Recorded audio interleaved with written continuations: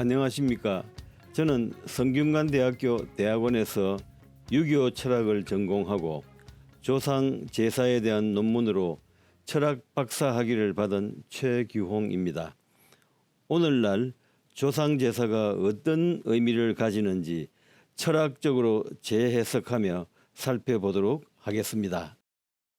제사는 동서고금의 어느 사회에서나 형태만 다를 뿐 지속적으로 행해지고 있습니다. 현재 우리나라의 제례에 대한 일반적인 개념은 조상신에 대한 의례를 뜻합니다. 조상 제사는 오늘날까지 많은 변화를 겪어오면서 바람직한 개선 방안 등이 끊임없이 논의되고 있는 실정입니다. 예기에서는 대체로 사람을 다스리는 방법에 있어서 예보다 기묘한 것은 없다라고 하였습니다. 예에는 크게 5가지 원칙이 있는데 그 중에 제사보다 중요한 것은 없다고 하였습니다. 이 글에 착안하여 조상 제사를 지내야만 하는 근본적인 이유는 무엇인가? 또 조상 제사는 오늘날을 사는 우리에게 어떤 의미를 던져주고 있는가에 대하여 경전과 예문의 내용 등을 철학적으로 재해석해 살펴보고자 합니다. 그리고 우리나라는 지금부터 70년 전까지만 하더라도 농경사회였습니다. 그 당시와 지금을 비교하면 국민들의 직업과 주거 환경, 가족의 구성 등에서 많은 변화가 있었고 지금도 변화는 진행 중입니다. 아울러 조상 제사도 시대 상황에 맞게 형식과 절차에 있어서 적절한 변화와 발전이 수반되어야 한다는 생각에서 보다 진화된 방법을 모색해 보고자 합니다. 논어 안념편에 보면 공자 말씀이 나오는데 자왈 극기복례 위인 일일 극기복례 천하 귀인언 위인 유기 이 유인 호재. 공자께서 말씀하시기를 자기의 사욕을 이겨서 예로 돌아가는 것이 인을 행하는 것이니 하루 동안이라도 자기의 사욕을 이겨서 예로 돌아가면 천하가 인으로 복귀할 것이니 인을 행함은 자기로부터 말미암는 것이지 남으로부터 말미암는 것이겠는가. 그리고 또 말씀하시기를 비례물시, 비례물청, 비례물언, 비례물동. 얘가 아니면 보지 말 것이며 얘가 아니면 듣지 말 것이며 얘가 아니면 말하지 말 것이며 얘가 아니면 움직이지 말아야 한다. 이렇게 말씀하셨습니다. 다음은 제사를 지내는 효자의 마음에 대해서 말씀드리겠습니다. 현자지제야 필수기복 비세소위복야 옥자비야 비자백순지명야. 현자가 제사를 지내면 반드시 그 보답으로 복을 받지만 그 복은 세상에서 말하고 있는 복이 아니다. 복이라는 것은 갖추는 것이다. 갖춘다는 것은 모든 것이 순조로운 것을 말하는 것이다. 무소 불순자 지위비 은 내 진억이 왜 순어도야 충신 이사 기군 효자 이사 기친 기본 일야. 순조롭지 않은 바가 없는 것을 갖추어졌다라고 한다. 현자는 안으로는 자기의 성의를 다하고 밖으로는 도리에 순응하는 것이다. 충신은 그것으로서 임금을 섬기고 효자는 그것으로서 어버이를 섬기는데 그 근본은 같은 것이다. 상즉 순어 귀신, 외적 순어 군장, 내적 이효 어친, 여차 지위 비, 유현자 능비, 능비 연우 능재. 위로는 귀신에게 순종하고 밖으로는 임금과 어른에게 순종하며 안으로는 부모에게 효도하는 것이니 이와 같으면 모든 것이 갖추어졌다라고 한다. 오직 현자라야 모든 것을 갖출 수가 있고 모든 것이 갖추어진 뒤에야 비로소 제사를 지낼 수 있다. 시고로 현자지제야 치기성신 여기충경 공지이물 도지이례 안지이악 참지이시 명천지이의 불구기위 차 효자지 심야라. 이런 까닭에 현자가 제사 지낼 때에는 정성과 믿음을 다하고 충성과 공경을 다하여 제물로서 받들고 예로서 진행하고 음악으로서 편안하게 위로하고 때맞추어 참여하여 정결하게 제수를 올릴 뿐이요 자기에게 복이 되는 것을 구하지 않으니 이것이 효자의 마음이다. 얘기 제통편에 나오는 말입니다. 이 글을 통해서 보자면 제사를 지내면 복을 받는다는 것은 물질적 혜택이나 개인의 장수를 누린다는 것이 아니다.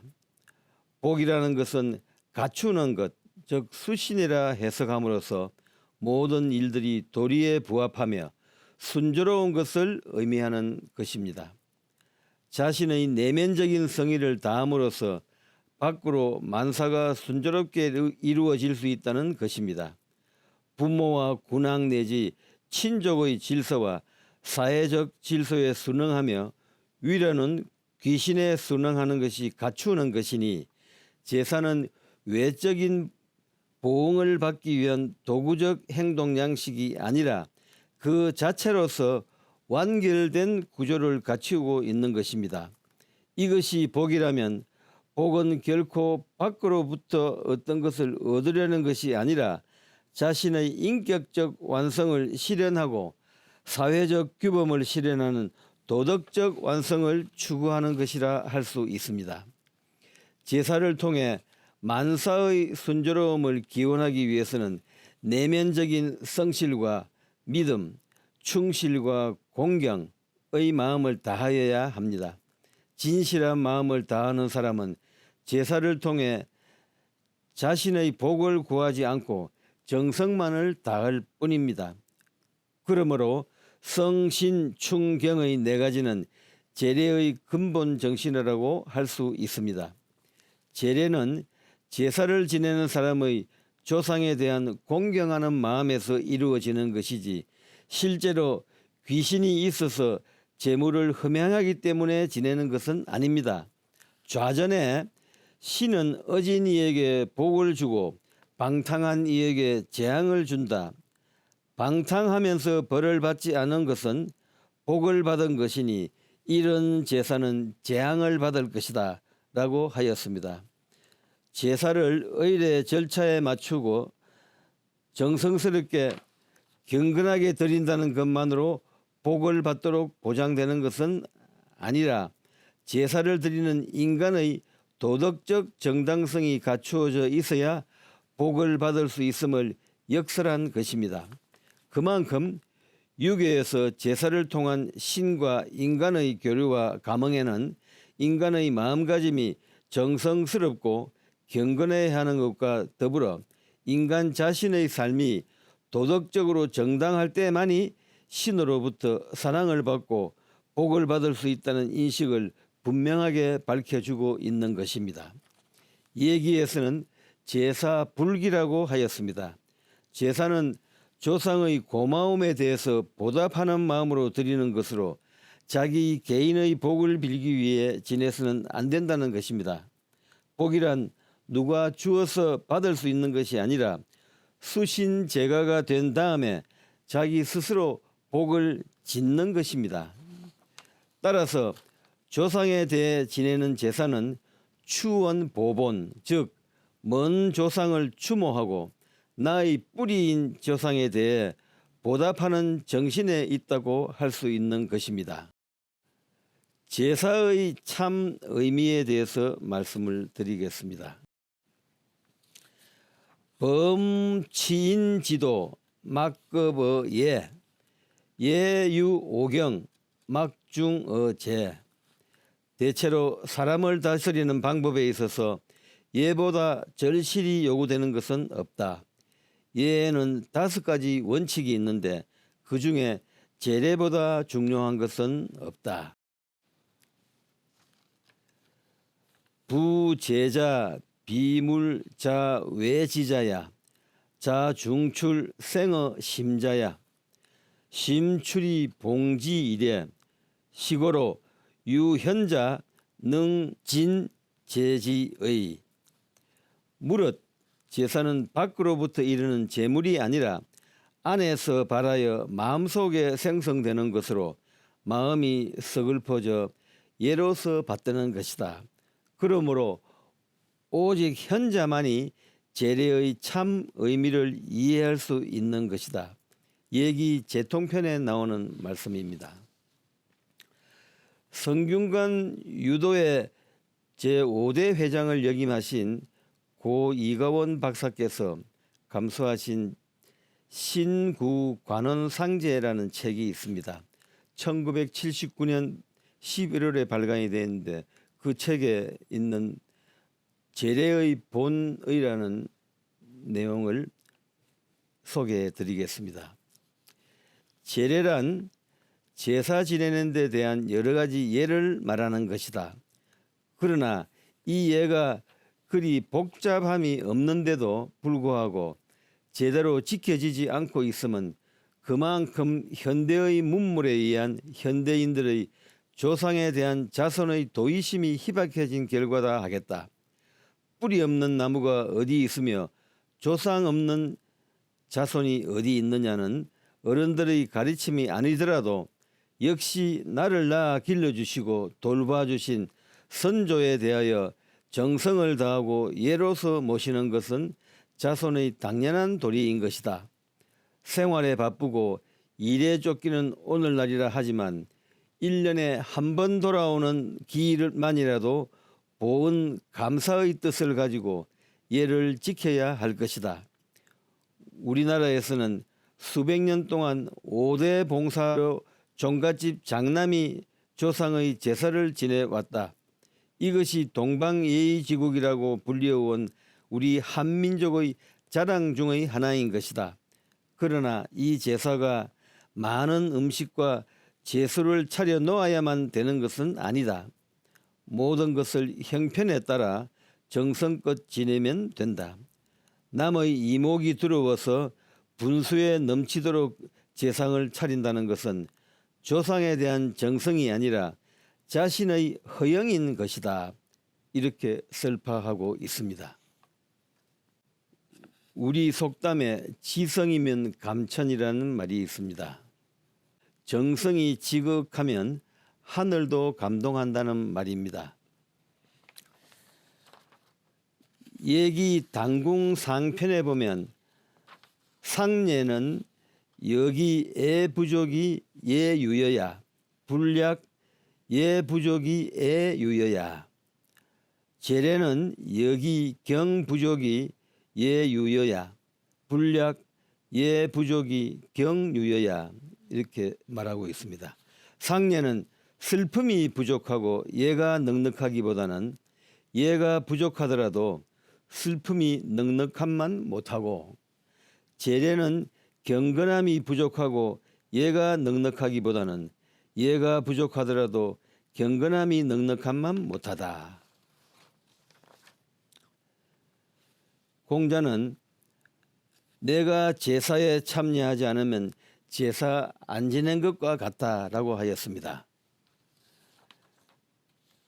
제여제, 제신여 신제, 자왈 오불여제 여부제. 공자께서 조상께 제사 지내실 적에는 마치 조상이 앞에 계신 듯이 하시고 신에게 제사 지낼 적에는 신이 앞에 있는 것처럼 하셨다. 공자께서 말씀하셨다. 내가 제사에 참여하지 않으면 제사 안 지낸 것과 같다. 논어 8일편에 나오는 말입니다.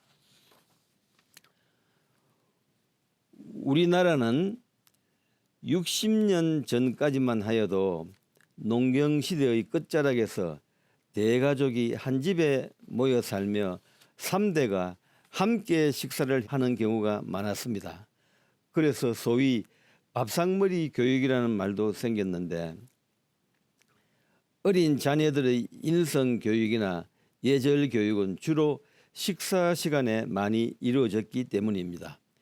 현대에 와선 다양한 생활 패턴으로 온 가족이 모여 이야기를 나누며 식사하는 경우는 매우 드물어졌습니다. 우선 시간대를 맞추기가 어렵고 그나마 집에 있는 시간도 많지 않기 때문입니다. 또 학교나 가정에서 예의 범죄를 말로 가르치기가 쉽지 않습니다. 시간도 없고 시험에도 나오지 않으니까 중요도에서도 뒤로 밀리고 그만큼 이 사회가 실용주의의 환경으로 바뀐 것입니다. 그런 연유에서 효도 문화와 예절교육, 어르신을 공경하는 태도나 정성을 다하여 제사를 지내는 일 등은 모두 부모나 어른들이 하는 대로 보고 배워서 따라하는 것입니다. 부모가 자식들에게 효도하라고 가르치기 전에 먼저 조부모에게 효도를 하면 자식은 그것을 눈으로 직접 보고 익혀서 자연스럽게 따라하게 되는 것입니다. 이것이 이른바 실사구시요, 노자가 도덕경에서 말한 말하지 않고 가르침을 행하는 것, 즉 행불연지교인 것입니다. 제사도 이와 마찬가지로 기일을 잊지 않고 말없이 정성껏 잘 지내면 자녀들이 그것을 본받아 나중에 성장해서 시키지 않아도 스스로 실천하게 되는 것입니다. 기성세대도 그렇게 하지 않았습니까?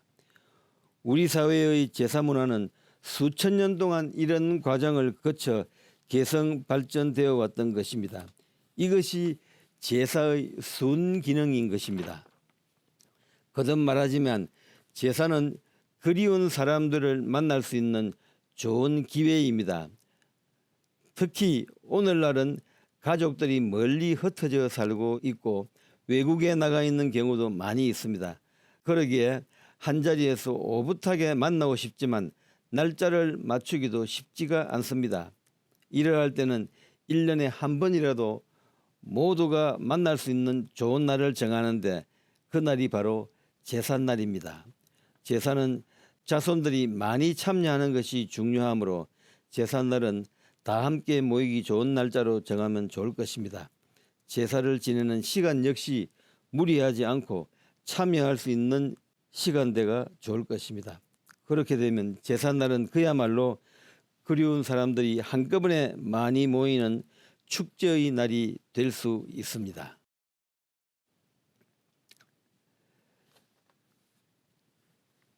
다음은 제사의 주기, 날짜, 시간에 대해서 말씀을 드리겠습니다. 공자가 펴낸 얘기에 보면 제사의 주기라든지 제사상에 올리는 음식에 대한 언급이 나옵니다. 이미 2500년 전에 오늘날의 고민을 얘긴이라도 한 것 같습니다. 옛날이나 지금이나 인간사의 내면 본질은 같은 것 같습니다. 그러면 여기에서 얘기 제2편에 나오는 제사의 주기를 살펴보기로 하겠습니다. 얘기 제2편에 나오는 말로 제불욕삭, 삭즉 번, 번즉 불경, 제불욕소, 소즉 태, 태즉 망. 제사는 자주 지내려 해서는 안 된다. 자주 지내면 귀찮아지고 귀찮게 되면 공경하지 않게 된다. 제사는 소홀히 해서는 안 된다. 소홀히 하게 되면 태만해지고 태만해지면 잊어버리게 된다. 주기란 통상 태양력으로 1년을 기준으로 하며 생일이나 기념일 등의 역사적인 의미를 지닌 날을 기념하는 행사를 할 때는 제 몇 해 기념, 제 몇 주년 기념 등으로 이름을 붙이기도 합니다. 조상 제사도 마찬가지로 조상이 돌아가신 날을 잊지 않고 해마다 모여서 추모하는 행사입니다. 경우에 따라서는 제 몇 주기 추모식 등으로 이름을 붙이기도 합니다. 우리나라에 태양력이 도입된 것은 지금으로부터 128년 전입니다. 고종 33년 서기 1896년 1월 1일부터 태음력과 함께 사용해오고 있습니다. 태양력이 도입되기 전에는 제사를 비롯한 모든 행사는 태음력을 사용할 수밖에 없었으며 아직도 많은 가정에서 태음력을 사용하는 경우를 흔히 볼 수 있습니다. 태음력의 1년은 354일 또는 355일입니다. 그래서 2, 3년에 한 달씩 윤달을 두어서 태양력과 거의 맞추게 됩니다. 따라서 태음력의 윤달이 든 해는 383일 또는 384일이 됩니다. 위에서 1년 주기를 태양력의 365일 또는 366일이라 하였는데 태음력을 기준으로 하면 11일이 빠르기도 하고 19일이 늦어지기도 해서 정확히 1년 주기라 할 수가 없습니다. 또 태음력 윤달에 돌아가신 분이 있을 경우 태음력으로 제사를 지내려고 하면 심각한 문제에 봉착하게 됩니다. 서기 1900년부터 2100년까지 200년간 태음력 윤달을 분석해 보니 윤달이 돌아오는 주기가 가장 빠른 경우는 8년이고 11년, 19년, 27년, 38년, 58년 등 불규칙하게 돌아온다는 사실을 알 수 있습니다. 심지어 1984년 윤 10월은 2100년까지 돌아오지 않고 2014년 윤 9월과 2033년 윤 11월도 2100년까지 돌아오지 않습니다. 태음력을 고집하게 되면 제사를 지내지 못하게 되는 경우가 발생하는 것입니다. 그래서 이런 경우에는 편법으로 태음력 평월의 해당 날짜에 제사를 지내곤 하는데 그야말로 편법일 뿐이고 완전하지 못합니다. 요즘 바쁘게 살아가는 현대인들은 자기 자신과 관계 있는 기념 행사는 대부분 태양력을 기준으로 합니다. 그리고 태양력에는 주말이라는 개념이 있습니다. 기념일 직전 주말이나 휴일을 택하면 직장인들은 짧은 여행이라도 다녀올 수가 있습니다. 제사도 마찬가지가 아닐까 생각해 봅니다. 태양력을 기준으로 하여 제사일 직전 주말에 제사를 지내면 날짜 차이도 크게 나지 않고 많은 가족이 참여할 수 있을 것입니다. 제사의 본래 의미와 바쁘게 살아가는 현대인의 일상을 고려할 때 제사 날짜를 태양력을 기준으로 하고 기일의 직전 주말을 택하는 것이 좋은 방안이라 생각이 됩니다. 현재 이러한 형태를 취하는 국가적인 제례가 있는데 바로 종묘제례입니다. 종묘제례는 우리나라에서 현재까지 전승과 보존이 가장 잘된 조선시대의 국가제례를 말합니다.